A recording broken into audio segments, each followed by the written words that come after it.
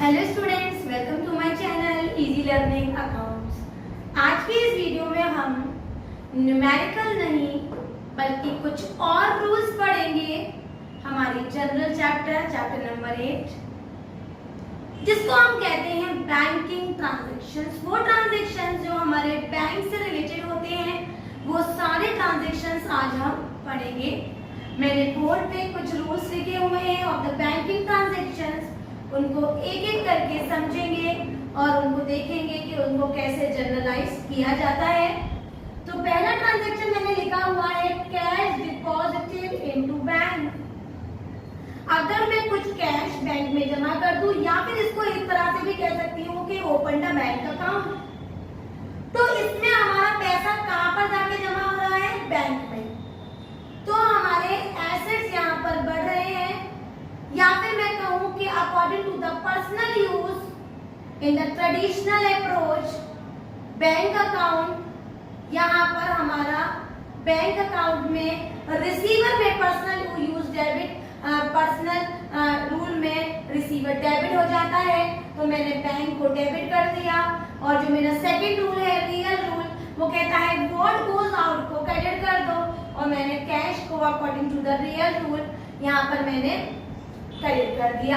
Similarly अगर मैं यहाँ पर मॉडर्न अप्रोच लगाऊं बच्चों, तो मॉडर्न अप्रोच में भी बैंक हमारा एसेट्स में आता है, और एसेट रूल हमारे कह रहा है कि ये बैंक अमाउंट बढ़ जाए तो उसको डेबिट कर दो, तो बैंक में अमाउंट बढ़ जाएगा, तो मैंने उसको डेबिट कर दिया। और सेम रूल कहता है कि अगर एसेट्स कम हो जाए तो उसको हम क्या करेंगे? उसको क्रेडिट कर देंगे, तो हमारा कैश भी बनता है, एसेट्स है वो डिक्रीज हो रहा है, तो मैंने उसको क्रेडिट कर दिया। तो यहाँ पर मैंने दोनों रूल अप्लाई करके आपको बताया।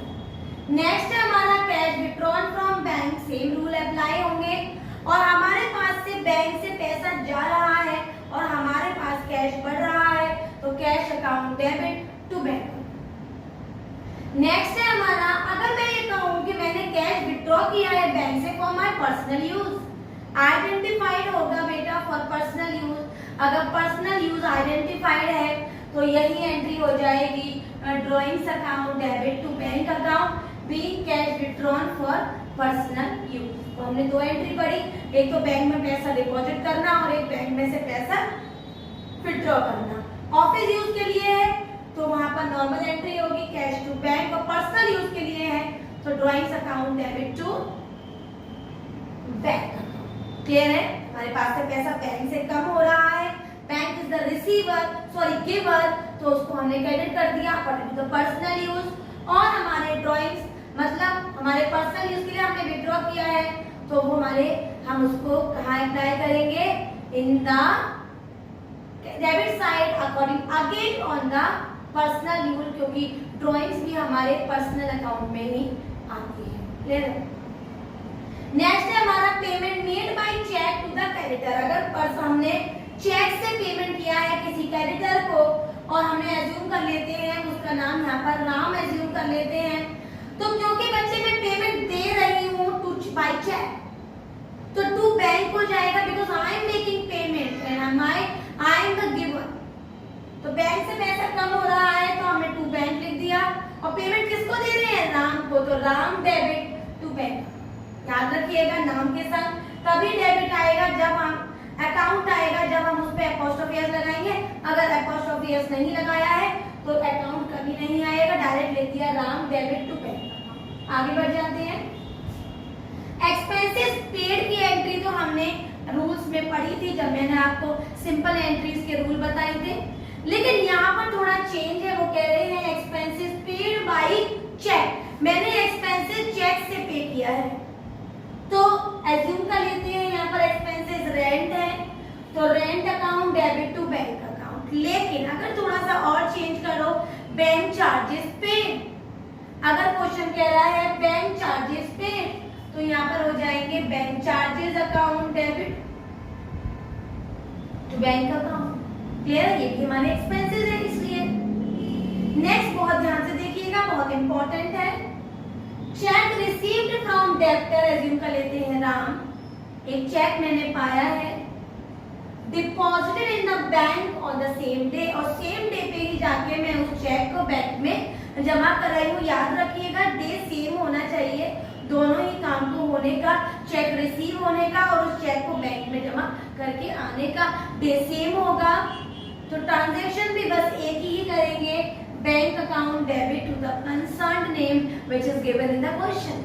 तो क्योंकि यहाँ मैंने राम अज्यूम किया है तो bank account debit to Ram.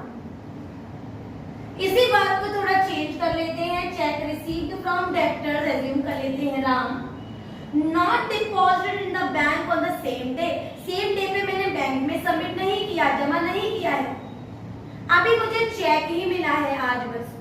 तो आज मतलब जो भी कंसर्न डेट होगी उसमें एंट्री हो जाएगी हमारी cheque in hand account debit to Ram, या फिर वो नाम जो क्वेश्चन में हमें दिया हुआ है, cheque in hand account debit, क्योंकि मेरे पास चेक मेरे हाथ में आया है और जिसने दिया है द गिवर को हमने क्रेडिट कर दिया।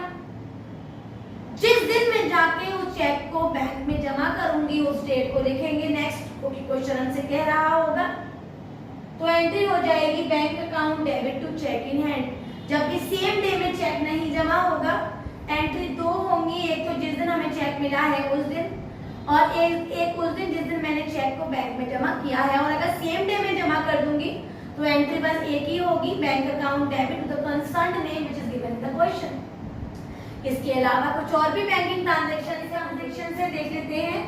डिपॉजिटेड चेक डिसऑनर्ड, जैसे मैंने फॉर एग्जांपल मैंने एक चेक जमा कर दिया बैंक में, bank account debit to my name. यहाँ एज्यूम कर लेते हैं राम ने एक चेक सबमिट किया बैंक में, तो एंट्री बनी होगी bank account debit to Ram.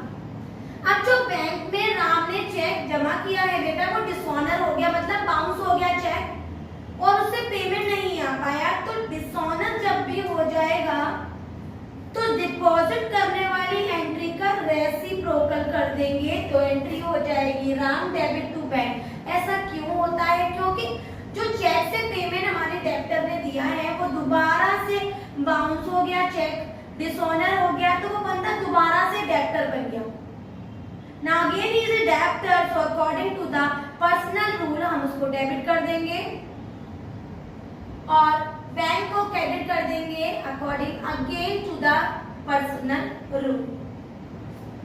Next है हमारा interest charge by bank. Interest charge by bank मतलब बैंक एक्सपेंसेस करवा रही है हमसे, तो यहाँ पर हम नॉमिनल रूल अप्लाई करेंगे, interest account debit to bank account being interest charge. यहाँ पर बैंक चार्जेस आ रहा है तब भी ये लिखेंगे bank charges account debit to bank being bank charges made. Next है हमारा इंटरेस्ट अलाउड बाय बैंक, यहाँ पर पैसा हमें रिसीव हो रहा है, again we will apply the nominal rule and bank account debit to interest received, या फिर केवल इंटरेस्ट भी लिख सकते हैं।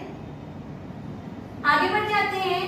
If the bank makes payment on customer behalf, मान लो मैं एक कस्टमर हूँ और मेरा इंश्योरेंस का प्रीमियम जाता है हर मंथ, तो मेरे बिहाफ पे बाय डिफॉल्ट अपने आप ही बैंक से पैसा कट जाता है, तो ये बैंक एक्सपेंसेस कर रही है ऑन माय बिहाफ। देन यहाँ पर insurance premium account debit to bank account because of nominal rule.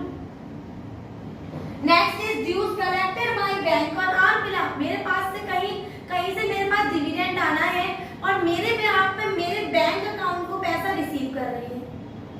Then again the entry will be passed using the nominal rule bank account debit to dividend account. पैसा मुझे receive हो रहा है तो income से and gain से मैं उसको क्रेडिट कर दूंगी, क्योंकि रिसीवर बैंक है तो मैं यहाँ पर ऊपर पर्सनल रूल चला रही हूँ और बैंक को डेबिट कर रही हूँ। The next is payment of bank loan by issue of check, मैं बैंक का लोन पे कर रही हूँ by issuing the check. Then the entry will be nominal rule based bank loan account debit to bank account, मैंने यहाँ पर bank loan pay किया है और टू बैंक अकाउंट मेरा क्रेडिट हो जाएगा being bank loan pay. Cash से पे कर रही होती तो टू कैश आ जाता, क्योंकि मैंने चेक इश्यू करके पेमेंट किया है तो टू बैंक आ गया। And the last entry is अगर मैं अपने बैंक अकाउंट से दूसरे बैंक अकाउंट में पेमेंट ट्रांसफर कर रही हूँ तो एंट्री होगी बैंक टू बैंक। लेकिन हमें कैसे मालूम पड़ेगा किस बैंक से किस बैंक में जा रहा है? तो यहाँ पर एग्जांपल बताया है कि मान लो एसबीआई से पीएनबी में हम मनी ट्रांसफर कर रहे हैं तो रिसीवर है हमारा PNB bank, according to the personal use. तो बैंक अकाउंट डेबिट ब्रैकेट में दिखाएंगे PNB, to bank account bracket में दिखाएंगे SBI, and these 13 transactions are related to the banking transaction. Next video में इससे बेस्ड आपको एक न्यूमेरिकल कराऊंगी और आगे के पॉइंट्स हम क्लियर करेंगे। अगर आज के पॉइंट्स में कोई भी क्वेरी हो तो आप मुझे कमेंट करके भी पूछ सकते हैं, मैं जरूर आपके कमेंट का आंसर दूंगी। आपको वीडियो समझ में आई हो, सारे पॉइंट्स आपको क्लियर हो गए हो तो मेरी वीडियो को लाइक करें, शेयर करें और मेरे चैनल को सब्सक्राइब जरूर करें। Thank you.